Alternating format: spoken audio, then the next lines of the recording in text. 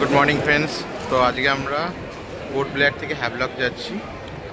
হ্যাভলকের আরেকটা নাম হচ্ছে স্বরাজ দ্বীপ। তো ওখানে একদিন স্টে করব, তারপর ওখান থেকে নীল আইল্যান্ড যাব। নীল আইল্যান্ডে 2 দিন স্টে করব। তা আমাদের ক্রুজ হচ্ছে গ্রিন ওশান। সকাল 6:30টায় টাইম আছে। এখান থেকে যেতে 2 ঘন্টার মতন লাগবে। সো আমরা অলরেডি চেক ইন করে নিয়েছি, লাগেজ চেক হয়ে গেছে, টিকিট পেয়েও গেছি। এবার একটু ওয়েট করতে হবে। এখানে ওয়েটিং রুম আছে, এই যে ওয়েটিং এরিয়াতে সবাই ওয়েট করছে। তারপরে আমাদের ক্রুজটা এলে আমরা ক্রুজে ডিপার্চার করব। ওকে, আমি দেখাবো। জানি না, এরপরে লেখা তো আছে ফটোগ্রাফি প্রোহিবিটেড, বাট জানি যদি ভিডিও করা যায় তো নিশ্চয়ই করবো, তোমাদেরকে দেখাবো। চলো যাওয়া যাক নতুন একটা আইল্যান্ডে, স্বরাজদ্বীপ আইল্যান্ড অথবা হ্যাভলক। সো এখানে ওয়েটিং এরিয়াতে একটা সুন্দর ম্যাপ দেওয়া ছিল, সেটা আমরা দেখছিলাম। তারপরে ওখান থেকে কল এলো, সবাই লাইনে দাঁড়ালো এবং সেখান থেকে টিকিট দেখে ওরা যে কাগজটা দিল, ওয়েব চেকিংয়ের কাগজ, সেখান থেকে আমরা এই ক্রুজের সামনে চলে গেলাম।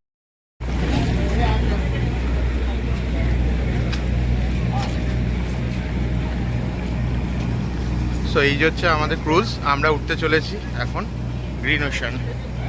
এটাই করে 2 ঘন্টার এখন জার্নি। এখন আমরা যাব হ্যাভলক আইল্যান্ড।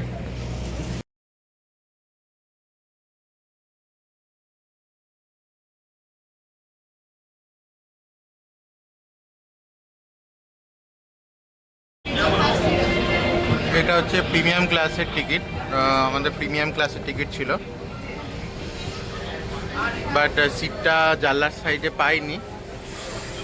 জানি না, আমরা বাইরে ডেকে যাব পরে, ওপেন ডেকে যখন ক্রুজটা ছেড়ে দেবে তখন তোমাদের বাইরের ভিউটা দেখাবো। এরপর আমাদের ক্রুজটা ছেড়ে দিল এবং আমরা যেটা দেখে থাকি সবুজ জল, নীল জল, বিভিন্ন মুভিতে বলো যেখানেই হোক, তা সেই সবুজ জল আর নীল জল পেরিয়ে আমাদের ক্রুজ এগিয়ে যাচ্ছিল হ্যাভলক আইল্যান্ডের দিকে এবং আমরা সেটা খুবই এনজয় করছিলাম। বাকি সবাই খুবই এনজয় করছিল, বাইরে বেরিয়ে এসেছিল।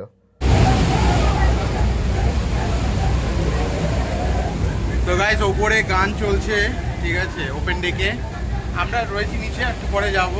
সবাই এনজয় করছি। আমার ওয়াইফকে দেখো।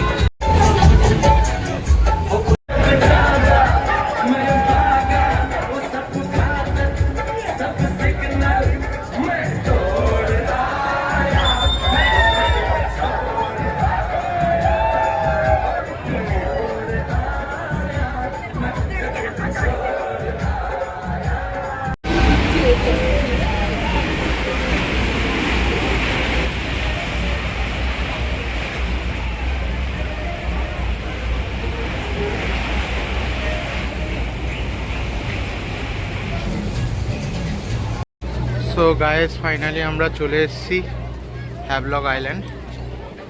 এই জাস্ট 5 মিনিট আগেই আমাদের ক্রুজটা এখানে অ্যারাইভাল করলো। এরপর আমাদের এখানকার হোটেলের লোক আছে, তার সাথে যোগাযোগ করতে হবে। তারপর ওখান থেকে আফটার লাঞ্চ আমাদের সাইট সিন আছে।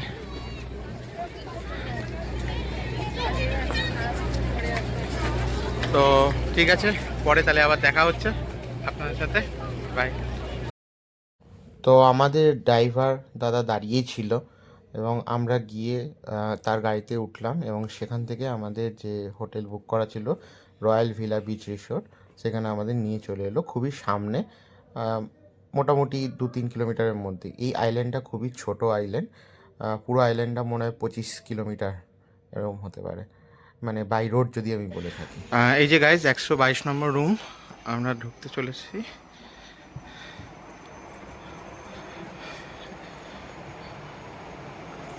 বাহ, এই জায়গাটা খুব ভালো লাগছে। এখানে সোফাটার কাঠেরই, টিভি আছে, এদিকে একটা ওয়ার্ডরোব আছে। আপনি অ্যাক্সেস করতে পারেন সব কিছু। বেশ বড় আছে। এই যে বাথরুম,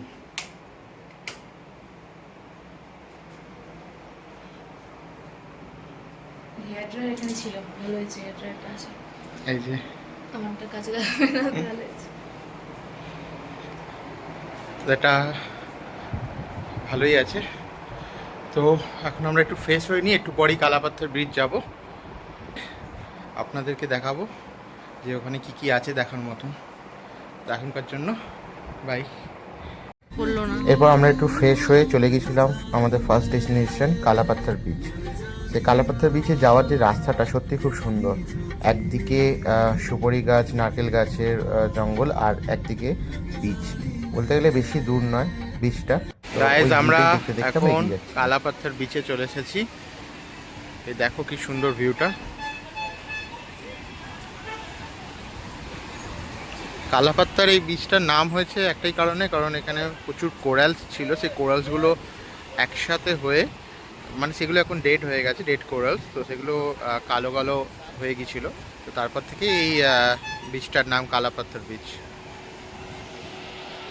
জাস্ট ভাবো কি সুন্দর নীল জল, কি সুন্দর লাগছে।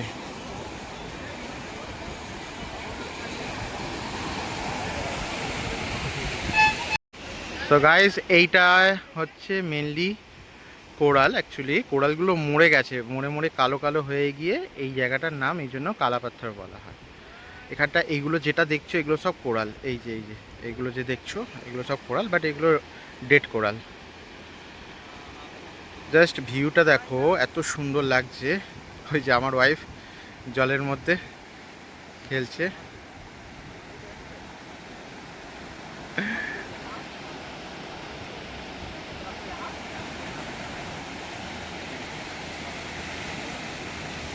দেখো কি সুন্দর ভিউটা লাগছে না? তোমরা আন্দামান এলে অবশ্যই ভিজিট করো হ্যাভলক আইল্যান্ড, সেখান থেকে এই কালাপাথর বিচ খুবই সামনে। আমরা এখন আছি কালাপাথর বিচে। বিচটা এত সুন্দর, মানে আমার তো ভীষণ ভালো লাগছে, মনে হচ্ছে এখানেই থেকে যাই। দারুণ লাগছে। তোমরা তো ক্লিপগুলো দেখলেই তো, তোমাদের কেমন লাগলো অবশ্যই কিন্তু কমেন্ট করে জানিও। আমার তো জাস্ট দারুণ লাগছে, এখান থেকে যেতেই মন চাইছে না।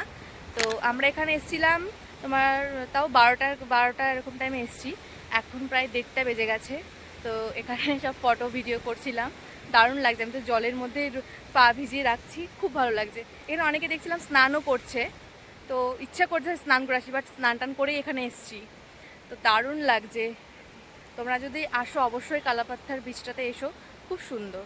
আর এরপরে যাব আমরা লাঞ্চ করতে, লাঞ্চ করে তারপর যাব রাধানগর বিচে। তো ওই বিচটাও সুন্দর।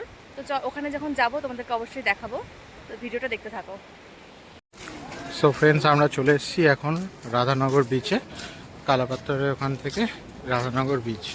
আমরা হ্যাভলকে একদিন স্টে করব, তো সেই জন্য এই দুটো জিনিসই দেখার আছে হ্যাভলকে। সেরকম আর কিছু তো দেখার নেই। তো তা আমরা এসে সঙ্গে সঙ্গে আজকেই আমরা সব কিছু করে নিচ্ছি, কারণ আমাদের তো কোনো স্নান করার কোনো প্ল্যান কিছু নেই। বাট এখানে অনেকে করে, এখানে লকার ফেসিলিটি আছে। আপনারা রেখে জিনিসপত্র যা এনেছেন রেখে চান করতে পারে। চলুন তাহলে সামনে থেকে গিয়ে আপনাদের একটু দেখাচ্ছি।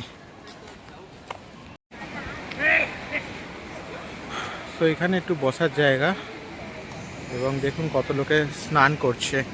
এই দেখুন,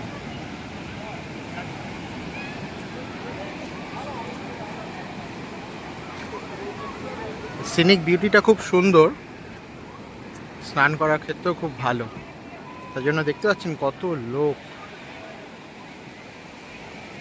তো আন্দামান আপনারা এলে হ্যাভলকের এই বিচটায় এসে আপনারা স্নান করতে পারেন।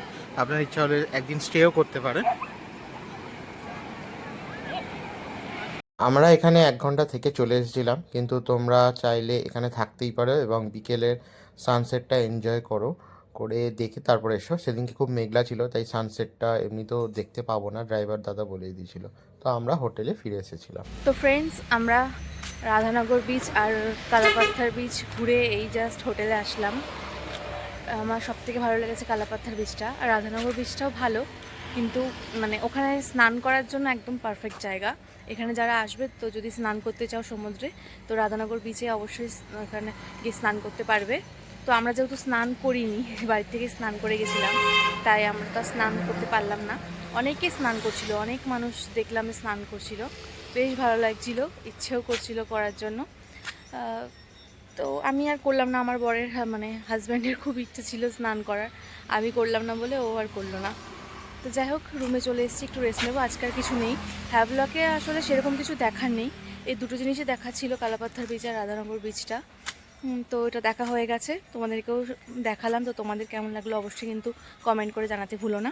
আর আমার ভিডিওগুলো কেমন লাগছে সেটাও জানিও, ভালো লাগলে অবশ্যই লাইক কমেন্ট সাবস্ক্রাইব করে দিও।